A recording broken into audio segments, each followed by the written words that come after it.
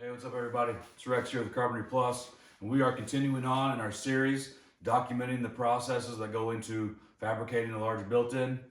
And today we're going to be tackling the doors. So I've got all my door parts here, all my frame parts. We milled up this material in an earlier video when we made up our face frame stock. So all this stuff's been prepared. It's already been cut to length.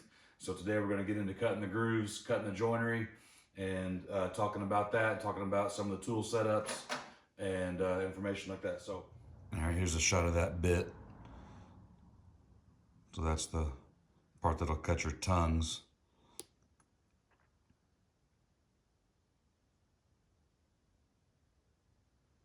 And the actual part that cuts the grooves is already in the router there. All right, so you can see this bit's got a ball bearing on it. That's that part right there.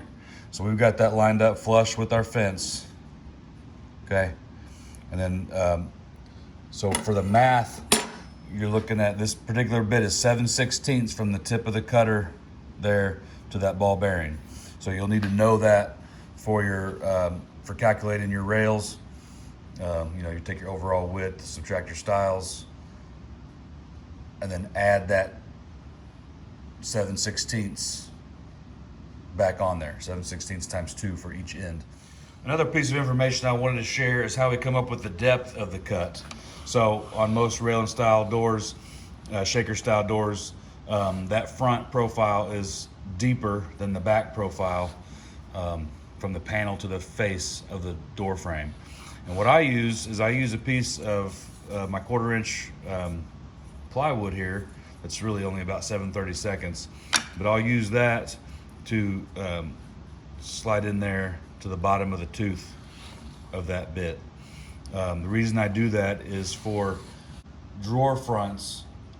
When you mount that to a drawer, you end up with a space behind the panel, and then when you go to attach a handle, it can be over tightened if you don't have a backer in there. And so as opposed to having to create a backer, plane something down, we can just use up some scrap plywood here to achieve that for us. The other thing I like to do that for is just so that we have one consistent process for every time we make a door, we know what we're using. So if I have leftover material that I want to use on the next batch, my process here will have our material all come out the same or really close to the same. Now that we've got our bit in the router here, we got our depth set with our fence, we've got our height set with our bit. Want to talk about feeding that piece through to cut the slots. So what I've actually started doing is I will actually feed my pieces through backwards. So this bit's going to be cutting this way and cutting that groove. And what you'll have a lot of times when that bit, that cutter head, exits out of the wood, you'll get tear out all along that edge, inside edge, which we don't want.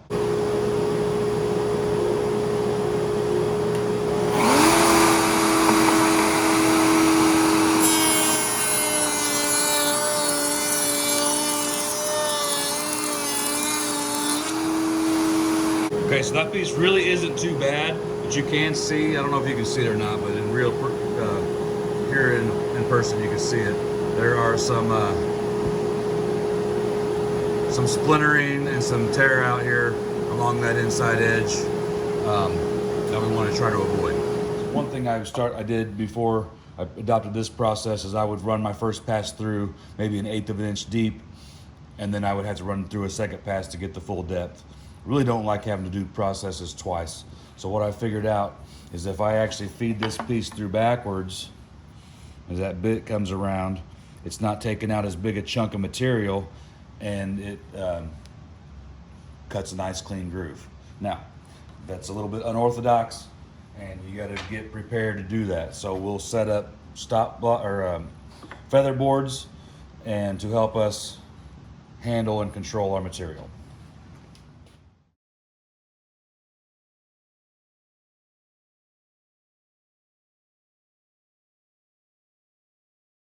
All right, so now that we've got our bit set up, our Motherboard's installed, ready to run our first piece through.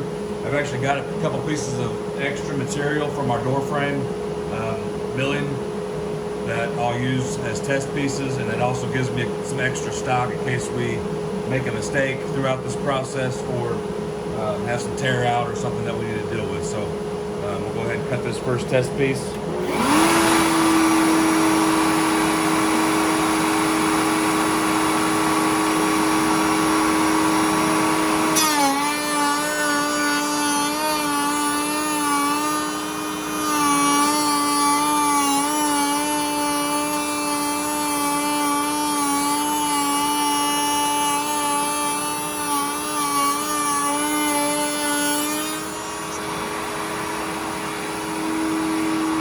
Okay, so that groove's full of sawdust, but the inside of the edge of those grooves are nice and smooth. And we can go ahead and move forward with the rest of the batch here.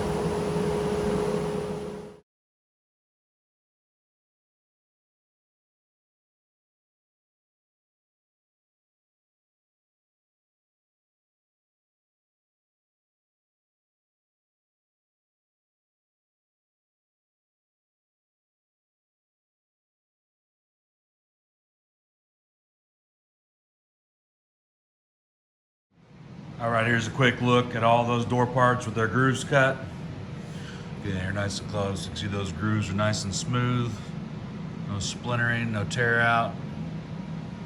So at this point, we're ready to switch setups here, move on to the next step. All right, so the next step in our process here is we're actually going to use a V-groove bit to cut a slight chamfer or bevel on the inside edge of our grooves that we've already cut.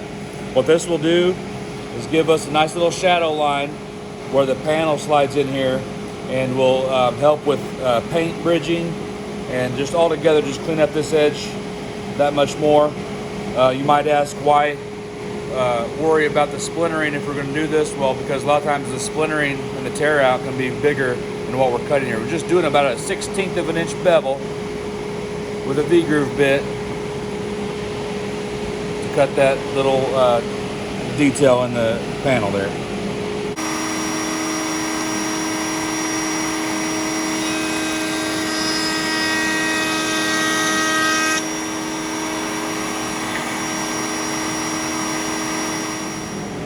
All right, so that's a pretty good look at that chamfer on each side of the inside of that groove. Go about a 1/16 bevel. Creates a nice little shadow line with our plywood panel. All right, at this point we're ready to cut the cope joints on the ends of our frame parts here. So this will be all of our rails, our top and bottom, our horizontal pieces. We'll get this joint cut, and that will allow it to fit nicely with vertical members. So anyway, we've got our router bit all set up here.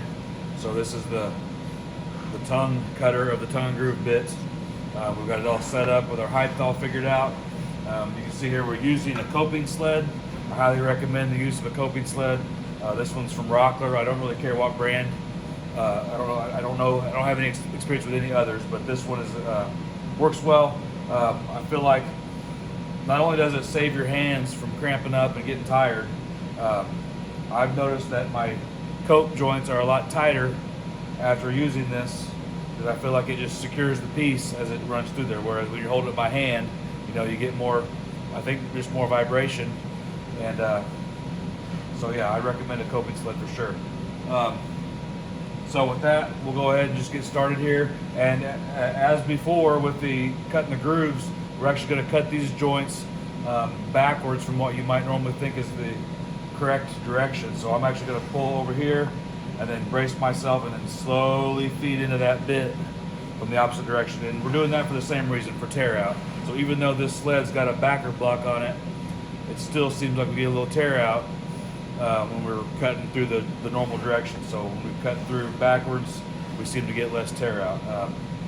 It surprised me too, but it's